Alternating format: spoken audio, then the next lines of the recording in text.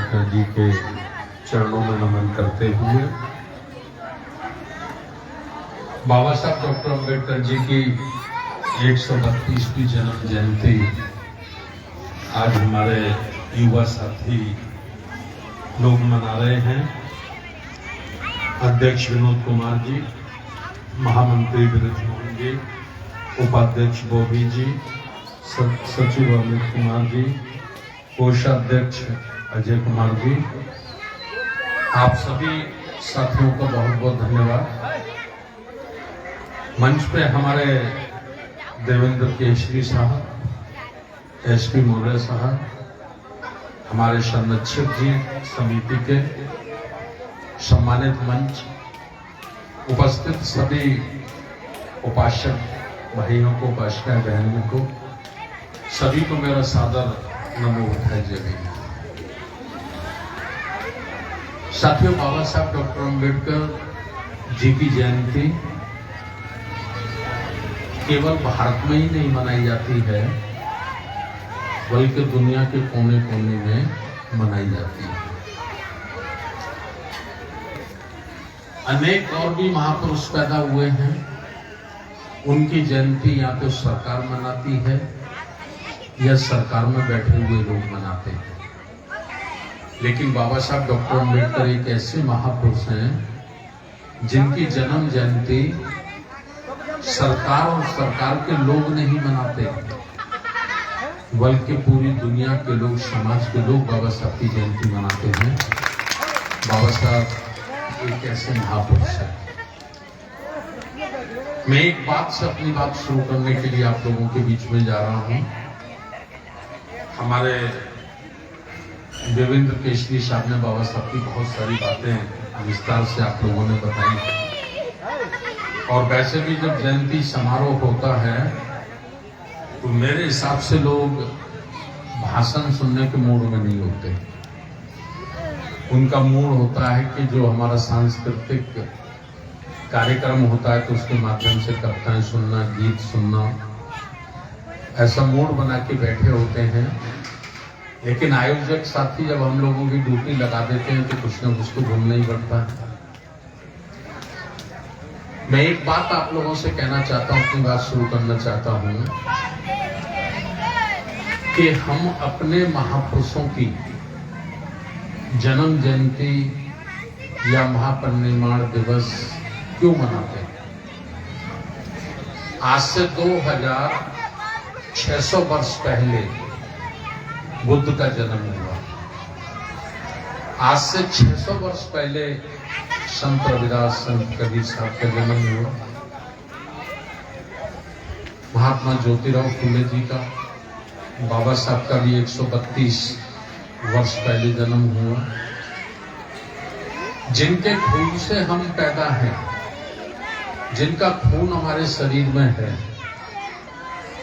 जिनके खून से हमने जन्म लिया है, मैं बड़े विश्वास के साथ कह सकता हूं, करोड़ 2 करोड़ लोगों में कोई 1-2 व्यक्ति हो अपवाद स्वरूप, वरना हम अपने चौथे नंबर के बाबा का नाम नहीं जानते। चौथे नंबर के बाबा का नाम तो बड़ी बात हो गई, हम तीसरे नंबर के बाबा का नाम भी नहीं जानते, जिनके खून से हम जन्मे हैं या जिनके खून से हम पैदा हुए हैं। तो फिर क्या कारण है? मैं वो कारण की तरफ आपका ध्यान आकर्षित कराना चाहता हूं। जो व्यक्ति स्वयं के लिए जीवन जीता है या अपने परिवार के लिए जीवन जीता है, जो व्यक्ति अपने लिए, अपने परिवार के लिए जीवन जीता है, उसको इतिहास कभी याद नहीं करता। तो इतिहास किसको याद करता है? इतिहास उसी पुरुष को याद करता है जो अपने लिए नहीं, अपने परिवार के लिए नहीं, बल्कि दूसरों के दुख सुख के लिए जीवन जीता है। यही कारण है कि बाबा साहब डॉक्टर अम्बेडकर की जयंती केवल इंडिया में ही नहीं, बल्कि इंग्लैंड, अमेरिका, थाईलैंड, ऑस्ट्रेलिया, दुनिया के कोने कोने में लोग मनाते हैं। यह हमें प्रेरणा बाबा साहब से लेंगे। 2-3 बातें मैं आप लोगों के बीच में रखना चाहता हूं और विशेष रूप से बाबा साहब डॉक्टर अम्बेडकर के अनुयायियों के लिए मुझे वो बातें रखनी होती है। वो मेरी जो बातें हैं, मैं कहना चाहता हूं कि आज जो भारत में मूल संघर्ष है, मुख्य लड़ाई है, वो किससे है?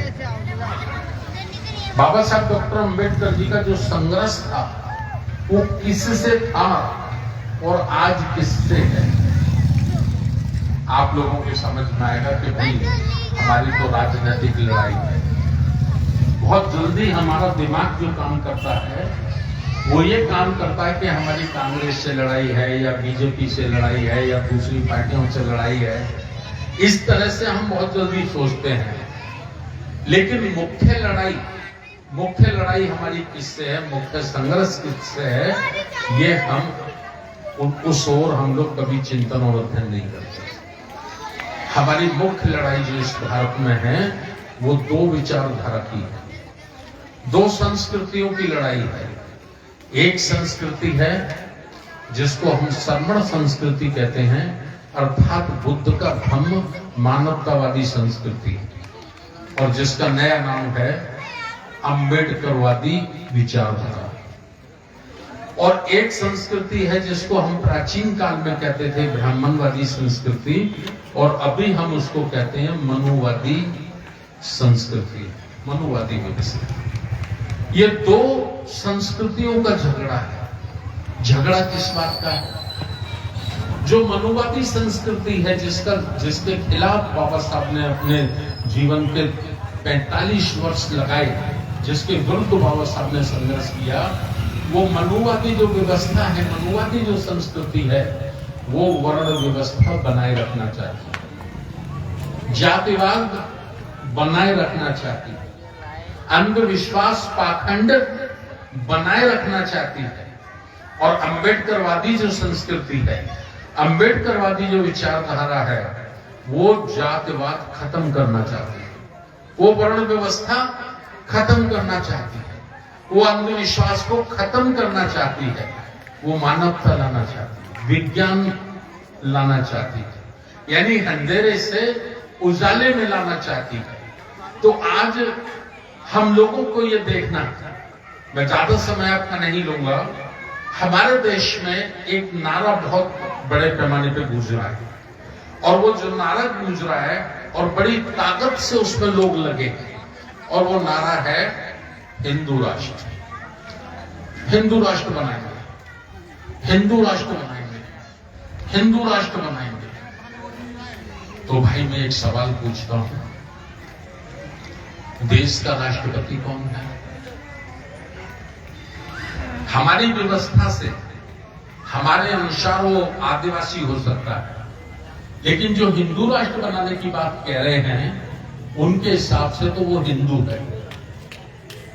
देश का प्रधानमंत्री कौन है? वो भी हिंदू है। सुप्रीम कोर्ट के जज कौन है? वो भी हिंदू है। 28 राज्यों के मुख्यमंत्री कौन है? वो भी हिंदू है। हाई कोर्ट में बैठे हुए जज कौन हैं? वो भी हिंदू है। हमारे देश का कलेक्टर और एसपी अर्थात आईएएस और आईपीएस 99.99% कौन है? हिंदू है। हमारे थाने पुलिस थानों के जो इंचार्ज है वो कौन है? हिंदू है। तो हर संवैधानिक कुर्सी पर, हर पावरफुल कुर्सी पर जब हिंदू ही बैठा है, तो फिर कौन सा हिंदू राष्ट्र बनाना बाकी है? ये दुनिया के लोग सोचे या ना सोचे, अम्बेडकर की औलादों को सोचना पड़ेगा, बाबा साहब की औलादों को सोचना पड़ेगा। केवल अगरबत्ती लगाने से, मोमबत्ती जलाने से, माला पहनाने से बाबा साहब का मिशन पूरा होने वाला नहीं है। बाबा साहब के मिशन को पूरा करना है तो उसकी गहराइयों में जाना होगा, उसका गहराई से हमको चिंतन और अध्ययन करना होगा। और बाबा साहब क्या कहते हैं?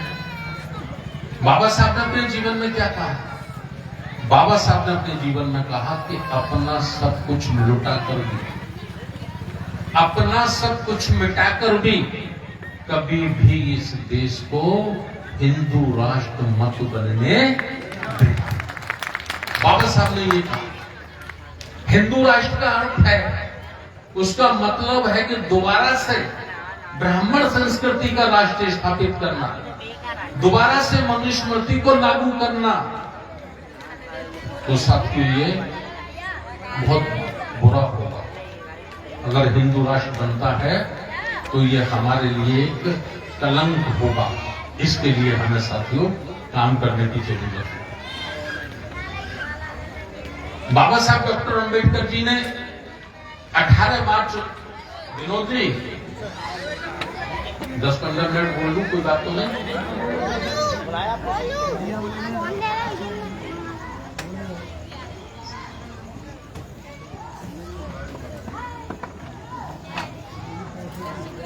बाबा साहब डॉक्टर अंबेडकर जी ने 18 मार्च 1956 को इसी आगरा की धरती पर कुछ बातें कही थी।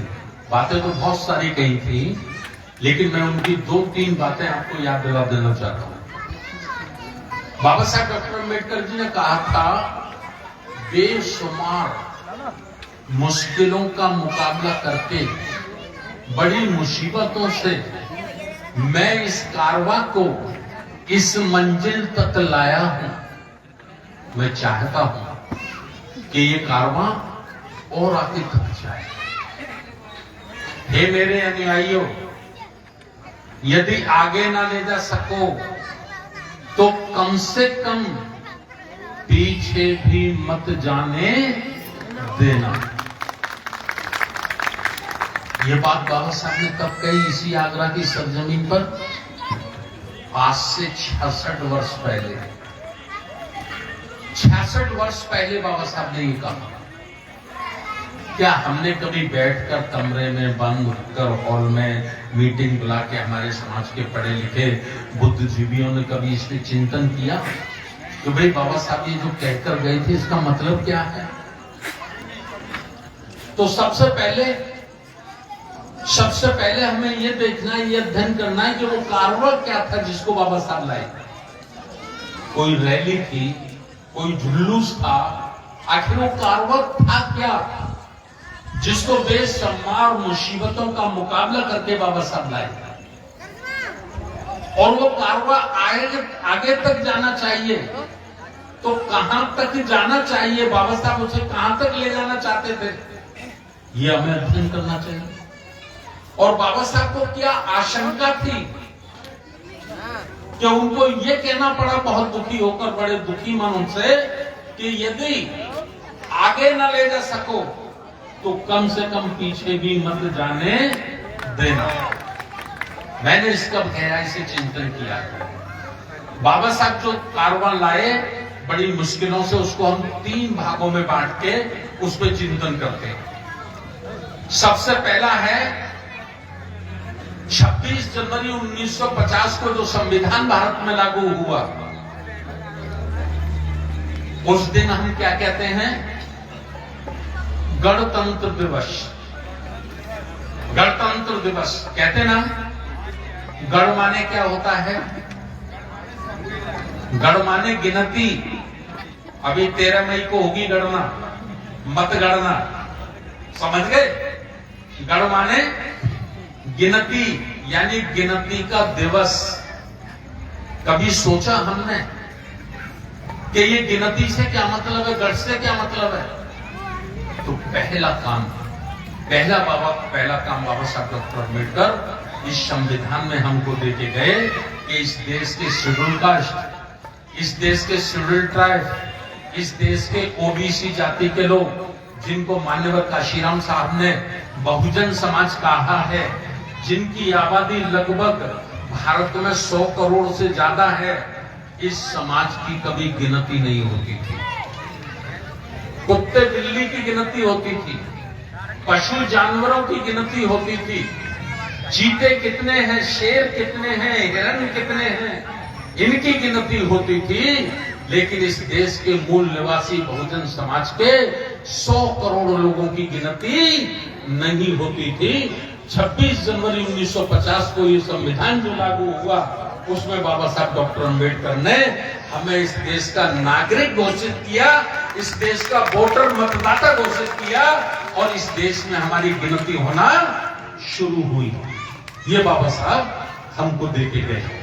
ये हमारा पहला अधिकार। दूसरा अधिकार बाबा साहब ने हमको दिया जनप्रतिनिधित्व, यानी जितनी हमारी आबादी है उस आबादी के अनुसार हमको विधानसभा में हमारे लोग, लोकसभा में हमारे लोग, वार्ड मेंबर हमारे लोग, ग्राम प्रधानी में हमारे लोग, यानी हमारे समाज के लोगों के द्वारा समाज के वोट से चुने हुए हमारे प्रतिनिधि। इससे पहले हमें लोकसभा और विधानसभाओं में एमएलए एमपी बन के जाने का अधिकार नहीं था। यह अधिकार किसने दिया? बाबा साहब डॉक्टर अंबेडकर। और तीसरा क्या दिया हमको? तीसरा दिया इस देश के शासन प्रशासन में हिस्सेदारी, यानी चपरासी से लेकर आईएएस और आईपीएस तक, कलेक्टर एसपी कमिश्नर तक हमको हमारा अधिकार दिया, जिसको आरक्षण कहा जाता है, जिसको रिजर्वेशन कहा जाता है। ये सब बाबा साहब लाए थे कारवां के रूप में। और ये बाबा साहब ने कहा कि बेशुमार मुसीबतों का मुकाबला करके बड़ी मुश्किलों से मैं इसको लाया हूं और आगे तक जाए।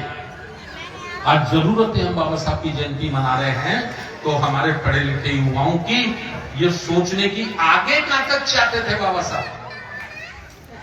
क्या बाबा साहब से छूट गया? 3 में तो हमको मिला, एक व्यक्ति एक वोट का अधिकार हमको मिला भारत में। हमारी संख्या के अनुसार हमारे एमएलए एमपी बनाने का मौका हमको मिला। और दूसरा, हमको नौकरियों में जाने का मौका मिला। तो छूट क्या गया? छूट गया इस देश का सुप्रीम कोर्ट, न्यायपालिका। न्यायपालिकाओं में हमारी हिस्सेदारी नहीं हो पाई थी। बाबा साहब चाहते थे कि मेरी समाज के लोग हाई कोर्ट, सुप्रीम कोर्ट में भी पहुंचे, वहां जज बने। ये बाबा साहब का था इशारा कि ये कारवां और आगे तक जाना चाहिए। हमसे दूसरा क्या छूट गया? मिलिट्री। मिलिट्री में हमारी हिस्सेदारी नहीं है। बाबा साहब चाहते थे कि मेरे बहुजन समाज के बेटे इस देश में सेना में भी बराबर होने चाहिए जितनी उनकी हिस्सेदारी है। यह हमसे छूट गया। दूसरा हमसे छूट गया शिक्षा का, एजुकेशन सेक्टर, यूनिवर्सिटी, विश्वविद्यालय, डिग्री कॉलेज, ये भी हमारे समाज के होने चाहिए। यह हमसे छूट गया। चौथा छूट गया इस देश का उद्योग, जो बड़े बड़े व्यापारी हैं, उस व्यापार में भी, धन संपदा में भी हमारे समाज की हिस्सेदारी होना चाहिए, अधिकार हमारा होना चाहिए। इस किस्म का छूट गया था। इसके लिए बाबा साहब चाहते थे कि ये कारवां और आगे जाना चाहिए। लेकिन बाबा साहब को ये आशंका थी, उनको संदेह था कि जिन लोगों को मैंने तैयार किया है शायद वो मुझे इस लायक नजर नहीं आते कि मेरे कारवां को, मेरे मिशन को आगे ले जा सके। इसलिए उन्होंने दुखी होकर कहा कि हे मेरे अनुयायियों, यदि आगे ना ले जा सको तो कम से कम पीछे भी मत जाने देना। यह मैं बताना चाहता हूं। आज 66 वर्षों में अध्ययन करिए कि बाबा साहब जो कारवां लाए थे वो आगे गया है या वहीं की वहीं है या पीछे गया है। जयंती मनाने के साथ साथ हमको हमारे महापुरुषों के जीवन संघर्ष का भी अध्ययन चिंतन करना चाहिए। आगे गया है? नहीं। वहीं की वहीं है? वहीं रुका है? नहीं। पीछे गया है? जी हां। मुझसे पूछिए, मैं बताना चाहता हूं कैसे पीछे गया है। एक उदाहरण से मैं बताता हूं। बाबा साहब डॉक्टर अंबेडकर के निजी सचिव थे। कजरोलकर, और कजरोलकर को कांग्रेस ने बाबा साहब के सामने खड़ा कर दिया चुनाव में। 1952 का जो पहला लोकसभा का चुनाव देश में हुआ तो बाबा साहब के सामने खड़ा कर दिया और कजरोलकर चुनाव जीत गया। बाबा साहब डॉक्टर अम्बेडकर चुनाव हार गए। उसके बाद क्या हुआ? कजरोलकर बाबा साहब के पास आए, बाबा साहब के पैर छुए, पैर छूकर बोले मुझे आशीर्वाद चाहिए, मैं आपका ही शिष्य हूं। बाबा साहब ने कहा मेरा आशीर्वाद है, लेकिन कजरोलकर एक बात पूछना चाहता हूं। मैं ये पूछना चाहता हूं तुमसे कि अब तुम सांसद हो गए हो, एमपी बन गए हो, अब तुम पार्लियामेंट में बैठोगे, संसद में बैठोगे, बस कजरोलकर ये बताओ कि तुम कौन सा काम करोगे? एमपी बनकर, सांसद बनकर क्या काम करोगे? कजरोलकर ने कहा बाबा साहब, जो मेरी पार्टी कहेगी, जो मेरी पार्टी मुझे आदेश देगी, मैं वही काम करूंगा। साथियों, बाबा साहब की आंखों में आंसू झलक गए।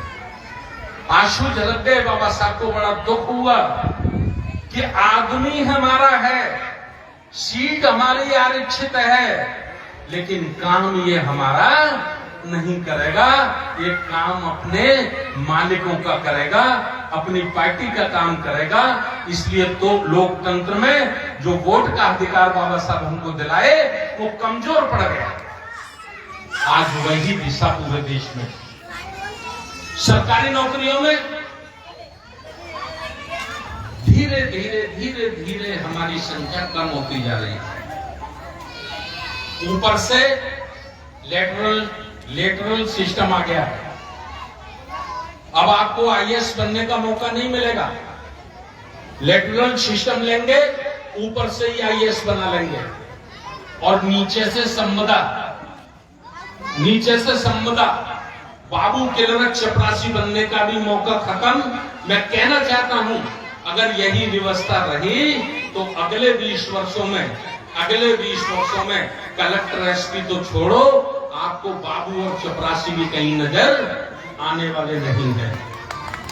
ये मैं आपको बड़ी बातें बता रहा हूं। जो बाबा साहब को डर था कि बड़ी मुश्किलों से मैं जिस कारवां को मंजिल तक लाया हूं कहीं पीछे ना चला जाए, तो मैं ये निवेदन करना चाहता हूं, मैं ये अपील करना चाहता हूं कि बाबा साहब ने जो हमारा मार्गदर्शन किया है, बाबा साहब ने जो हमें अधिकार दिए हैं, आज हमारी जिम्मेदारी है कि हमें उन अधिकारों के लिए सड़कों पे निकलना होगा। 365 दिन काम करना होगा। 5 दिन बाबा साहब की अम्बेडकर जयंती मनाने से हमारा मिशन पूरा होने वाला नहीं है। हम अम्बेडकर जयंती भी मनाए, 5 दिन भी मनाए, 10 दिन भी मनाए, लेकिन 365 दिन काम करना होगा। आपकी लड़ाई बहुत चालाक लोगों से होती तो भी कोई चिंता की बात नहीं थी। बहुत बेईमान किस्म के लोगों से आपकी लड़ाई है, और वो बेईमान किस्म के लोग जिनका सारी संपत्तियों पर कब्जा है, राष्ट्रपति भवन उनके कब्जे में है, न्यायालय, सुप्रीम कोर्ट, हाई कोर्ट उनके कब्जे में है, प्रधानमंत्री, मुख्यमंत्री की सारी पावर उनके पास है, इस देश की सारी धन दौलत उनके पास है, वो लोग आज भी चैन की नींद नहीं सोते हैं। आज भी सुबह 4 बजे उठकर अपना झंडा लगाकर वंदे मातरम करते हैं। आज भी वो कसम खाते हैं कि हमें पुनः इस देश को मनुस्मृति जैसा राष्ट्र बनाना है, अर्थात हमारे सारे लोकतंत्र के अधिकारों को खत्म करना है।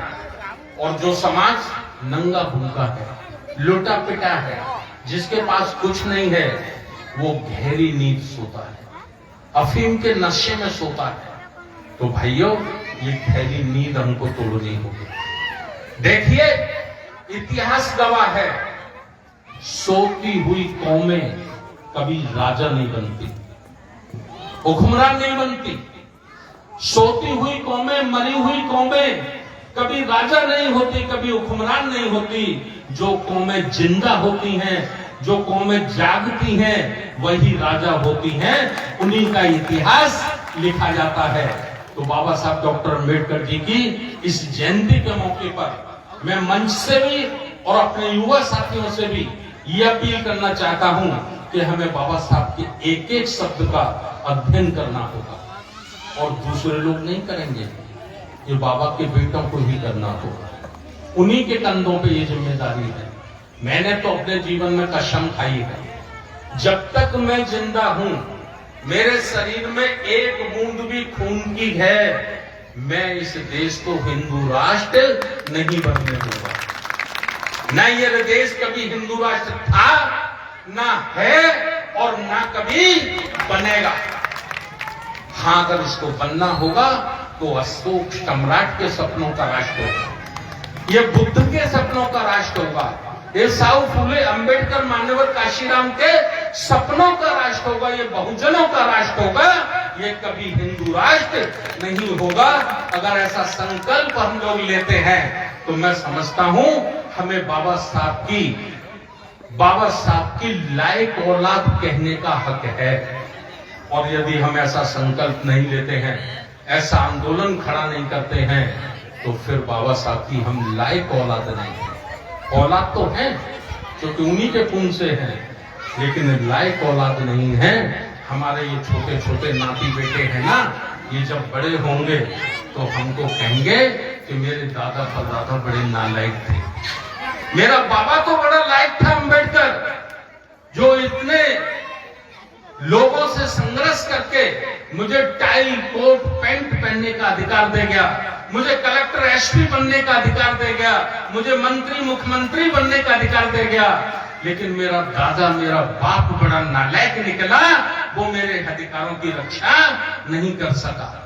हम चाहते हैं कि हमारे छोटे छोटे बच्चे जिस सम्मान के साथ, जिस इज्जत के साथ हमने जीवन जिया है, उसी इज्जत के साथ अगर हमारे नाती पोते भी इस देश में सम्मान की जिंदगी जिए, तो हमें आंदोलन के लिए तैयार होना होगा, हमें ऐशो आराम के जीवन को त्यागना होगा, तभी हम भारत के लोकतंत्र की और संविधान की रक्षा कर पाएंगे। बहुत बहुत धन्यवाद। नमो बुद्धाय। जय हिंद।